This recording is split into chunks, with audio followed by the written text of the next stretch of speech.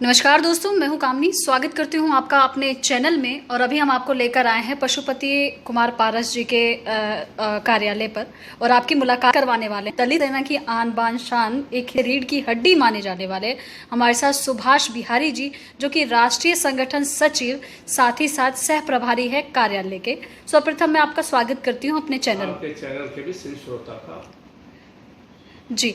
तो जिस प्रकार से आप जो है 2 महीने की जो है बिहार दौरे पर थे, लगभग 2 महीने की बिहार के दौरे के बाद आप जो है दिल्ली आपका आगमन हुआ है, तो क्या कहना चाहते हैं बिहार के? आपने वातावरण को देखा, वहाँ पर बहुत सारे सम्मेलन आपके द्वारा आयोजित हुए, चाहे वो रामविलास पासवान जी की पुण्यतिथि जो है मनाने का काम हो, या और भी जगह जाकर गेट टुगेदर करके लोगों को, जनता को जागरूक करने, पशुपति कुमार पारस जी द्वारा किए जा रहे कार्यों को लोगों तक, जन जन तक पहुँचाने का कार्य आपने किया है। क्या कहना चाहते हैं? देखिए, संगठन के और हमारे राष्ट्रीय अध्यक्ष जी का राष्ट्रीय संगठन सचिव बनने के बाद मुझे आदेश हुआ कि बिहार में प्रत्येक जिला के सभी प्रखंड स्तर पे और पंचायत स्तर पे संगठन की समीक्षा की जाए, संगठन का विस्तार किया जाए।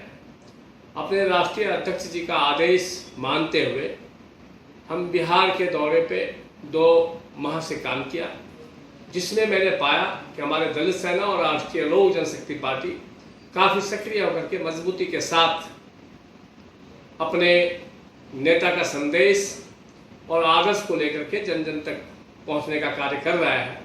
और ऐसे कार्यकर्ताओं को और सक्रिय रूप से हम अपने नेता के द्वारा किए हुए कार्य का संदेश आम लोगों तक पहुंचाया जाए, इसके लिए हमने सक्रिय होकर के लोगों को काम करने का एक मार्गदर्शन दिया है।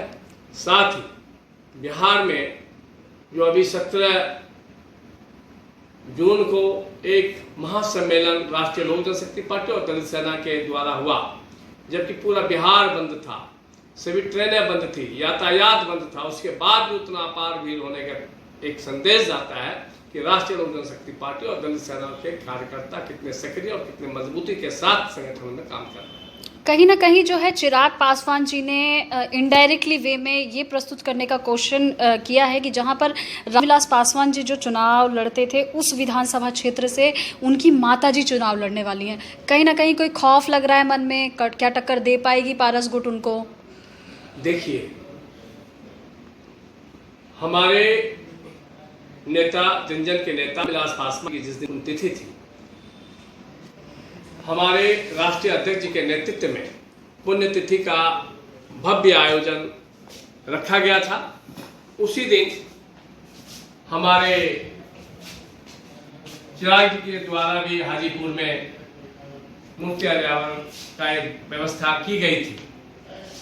जिस तरीके से आपने देखा होगा कि 12 जनपद पे मूर्ति अवैध तरीके से लगाया गया और उस मूर्ति को अपमान के लिए एमसीडी और सीपीडब्ल्यू के द्वारा उस मूर्ति को हटाया जाए, तोड़ा जाए, उसको लवारिस छोड़ करके चले गए। उसी तरीके से हाजीपुर में भी उस मूर्ति को अवैध रूप से लगाया गया है, जो सरकार किसी भी समय उस मूर्ति को तोड़ सकती है, हटा सकती है। मुझे लगता है कि ऐसे कार्य से हमारा नेता का जो छवि था, हमारे नेता का जो आदर्श था, उसको चिराग जी धूमिल करने के लिए लगे हुए हैं। जो एक पुत्र का धर्म होना चाहिए वो नहीं निभा पा रहे। दूसरी बात, जो उनकी मंशा है कि हम हाजीपुर में जाएं, हाजीपुर की जनता उनको मुंह तोड़ जवाब देगी और निश्चित रूप से उससे कोई फर्क नहीं पड़ने वाला राष्ट्रीय लोक जनशक्ति पार्टी को। हमारे नेता माननीय पशुपति कुमार पारस जी के नेतृत्व, बहुत मजबूत नेतृत्व के साथ काम कर रहा है और कार्यकर्ता काफी सक्रिय होकर के काम कर रहा है। कोई भी वहाँ चुनाव लड़े, हम लोग किसी भी तरीके से भयभीत नहीं है। लगातार जो है अगर बात करें हम जो है दलित सेना की, तो विभिन्न प्रकार के विपक्षों द्वारा सवाल उठते हैं, जिस पर पशुपति कुमार पारस जी क्लेरिफिकेशन देते हैं कि मैंने पार्टी को तोड़ा नहीं बल्कि जोड़ने का कार्य किया है, उसको समेटने का काम। निश्चित रूप से सत्य है।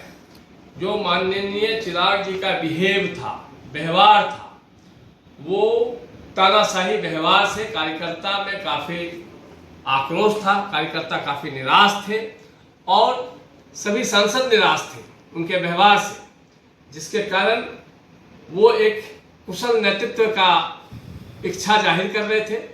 अगर हमारे नेता माननीय पशुपति कुमार पारस जी ने नेतृत्व का कमान नहीं संभालता तो निश्चित रूप से पार्टी बिखर जाती। आज पूरी की पूरी पार्टी माननीय पशुपति कुमार पारस जी के नेतृत्व में एक मजबूती के साथ काम कर रहे हैं और पूरा संगठन माननीय पशुपति कुमार पारस जी के साथ। सुभाष बिहारी जी, इस कड़ी के बहुत अभिन्न अंग माने जाते हैं आप। किस प्रकार से आगामी योजनाएं हैं, क्या करने वाले हैं दिल्ली में, यहाँ राष्ट्रीय कार्यालय पर आगामी क्या क्या कार्यक्रम होंगे, थोड़ा सा कुछ इस पर। कार्यक्रम हमारा कोई माह ऐसा नहीं है जिस माह में हमारा कार्यक्रम नहीं होता है।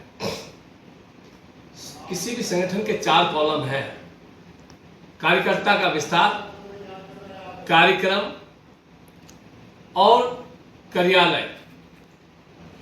इस सभी चीजों पे हम सक्रिय होकर के काम कर रहे हैं। अभी अगस्त में 26 अगस्त को हमने राष्ट्रीय कार्यकारिणी और दलित सेना का महासम्मेलन बुलाया है। वो दिल्ली में आयोजित होगा और सफल कार्यक्रम आयोजित होगा। हम लोग इस तरीके का प्लानिंग कर रहे हैं और पूरे देश में दलित सेना एक मजबूती के साथ सक्रिय होकर के काम कर रही है। राष्ट्रीय लोक जनशक्ति पार्टी में एक नई ऊर्जा, नई शक्ति, नई सोच के साथ हम लोग अपने नेता का आदर्श और नीतियों को जन जन तक पहुंचाने का काम कर रहे हैं और सभी चीजों को बड़ी कुशलता पूर्वक और संयम के साथ हमारे नेता माननीय पशुपति कुमार पारस जी के नेतृत्व में सभी कार्यकर्ता में जो एक नई ऊर्जा आ गई है, तो निश्चित रूप से एक नया इतिहास रचेंगे। जी, अंतिम प्रश्न है मेरा आपसे। देश की जनता, युवा, सुप्रतिष्ठित समाज सेवी और खासतौर पर अगर बात करें राष्ट्रीय लोक जनशक्ति पार्टी एवं दलित सेना के लोग आपकी बातों को सुन रहे हैं, समझ रहे हैं, देख रहे हैं, कुछ दिनों से बहुत हताश महसूस कर रहे हैं क्योंकि उस प्रकार से कार्यक्रम हो नहीं रहे हैं जो कि सोशल मीडिया में देखा जाए, तो उनके लिए क्या कहना चाहते हैं आप? दिल्ली कार्यक्रम हो रहे हैं सोशल मीडिया के माध्यम से, सभी मीडिया चैनल के माध्यम से कार्यक्रम को बेहतर तरीके से दिखाया जा रहा है। दिल्ली में 2 महीने हम नहीं रहे तो निश्चित रूप से ये 2 महीने में जो दिल्ली में कार्यक्रम होते थे, क्षेत्रीय कार्यक्रम भी और बड़े बड़े कार्यक्रम का जो आयोजन होता था, वो निश्चित रूप से नहीं हो पाया है।